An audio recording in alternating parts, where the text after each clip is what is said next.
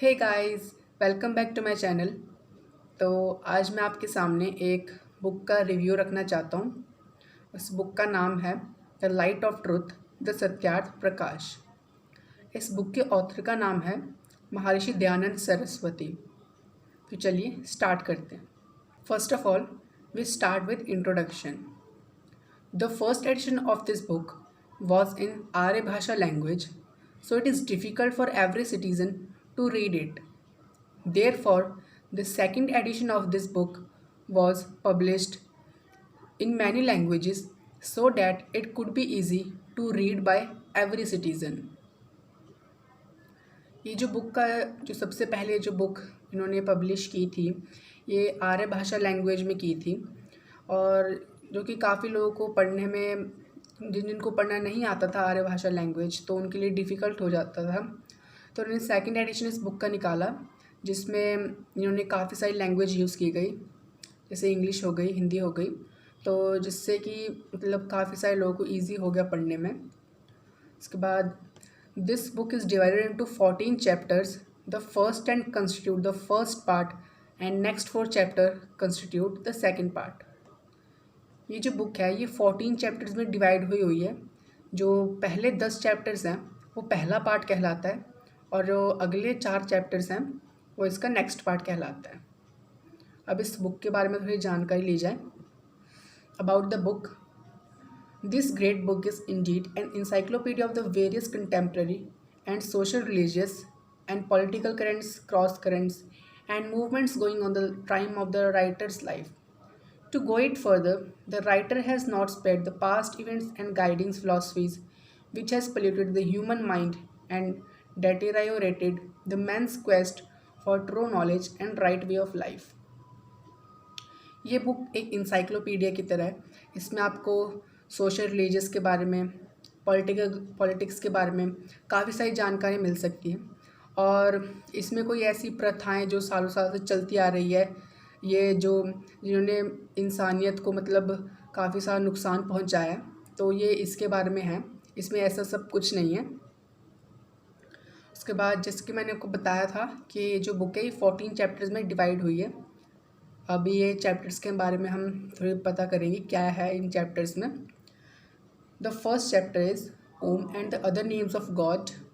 The second chapter traits of upbringing of children. Chapter third treats of ब्रह्मचार्य, the duties and qualification of scholars and teachers, good and bad book and the scheme of studies. Chapter four treats of marriage and married life. Chapter five treats of Vanprasth and of Sannyas Ashram. Chapter 6 treats of Raj Dharma. Chapter 7 treats of Veda and God.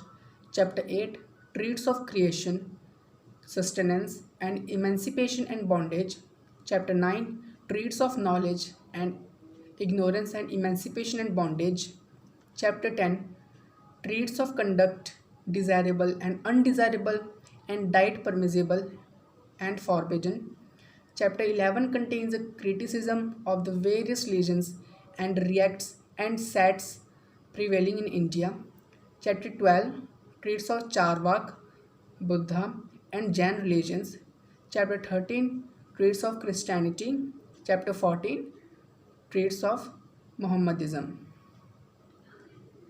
अब इस book के बारे में तो हमने जानकारी ले ली कि इस बुक में क्या क्या है, कौन से चैप्टर में क्या क्या है। अब ऑथर के बारे में भी थोड़ा जान लिया जाए। जो महर्षि दयानंद सरस्वती जी थे वो एक इंडियन फिलोसोफर थे, सोशल लीडर थे, और उन्होंने आर्य समाज की स्थापना की थी। Dayanand Saraswati was an Indian philosopher, social leader and founder of Arya Samaj, a reform movement of the Vedic dharma. He was the first to give call for Swaraj as India for Indians in 1876, a call later taken up by Lokmanya Tilak. इन्होंने स्वराज की भी स्थापना की थी 1876 में, जो बाद में लोकमान्य तिलक जी ने कंटिन्यू किया था। इनका जन्म 12 फरवरी 1824 को टंकारा गांव गुजरात में हुआ था। He was born on 12th Feb 1824 at the village Tankara, Gujarat.